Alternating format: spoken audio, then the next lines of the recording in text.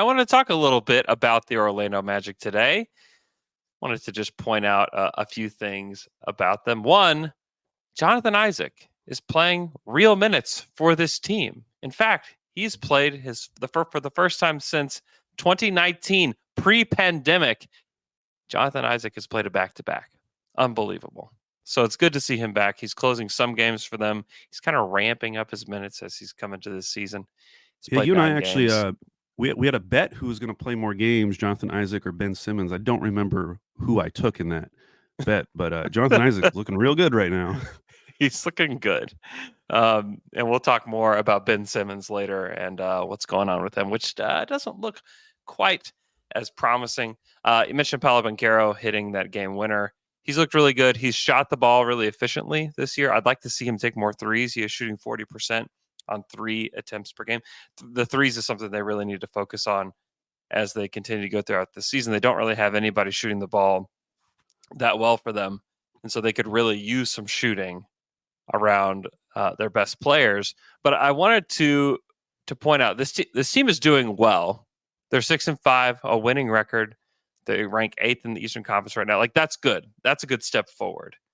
But when you take a look at how these games have unfolded for the Magic, it's really interesting.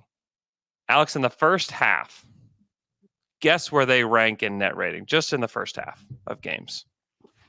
Well, obviously it's going to be wildly different. I'm going to guess they're terrible in the first half, so I'll say 28th. They're actually amazing in the first half. They are 3rd in offense, 1st in defense, 1st in net rating in the first half of games. They have been unreal to start games.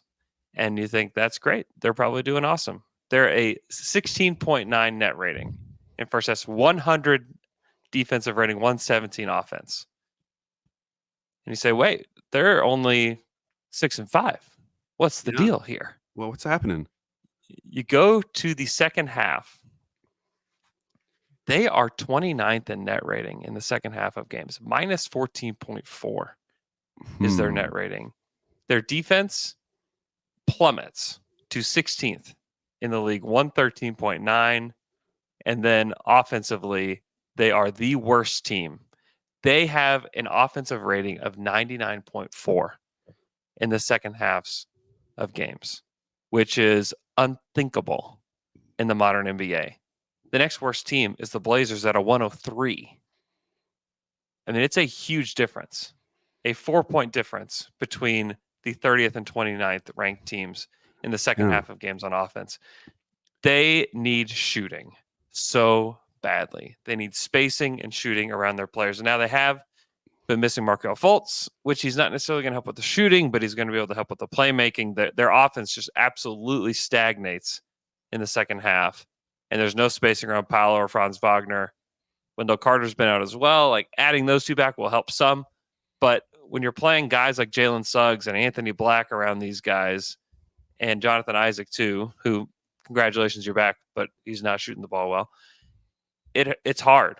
It's really hard to form a good offense. And that's kind of showing itself early on in the season. Now, I think that's all going to flatten out for them. Like, they're not going to be the best team in the league in the first half. They're not going to be the worst team in the league in the second half. That's all going to kind of come closer to the mean. But the Magic are good, but they need to figure out the spacing, because as like teams start to figure them out a little bit, their offense bogs down too much. And so get some shooting for Paolo and Franz, something that they could probably address at the deadline or maybe even through the draft next year. But I do want to shout the Magic, who are a good team now, but these inconsistencies I think will level out. And I think we might have like a legitimate play-in team here with the Magic as they continue to go throughout this season. Yeah, I mean, their spacing is tough enough, but when Franz is shooting, he's like 30.6% right now on threes. Yep. A guy who's been shooting 36% from three through his first 2 seasons, that hurts a lot. And then also, you just look at their roster; they have no one taking 6 threes a game. I'm going to have a trivia question later, Andrew. There are 51 players in the league taking at least 6 threes per game. And very interestingly, 6 of them are on the Brooklyn Nets. None of them are on the Orlando Magic, however. Zero is wild in Yeah. 2023 to have 0 players. Franz is taking 5.6. Jalen Suggs is taking 4.6, only hitting 33%. And Cole Anthony, who you think would take more, is only taking 4 per game.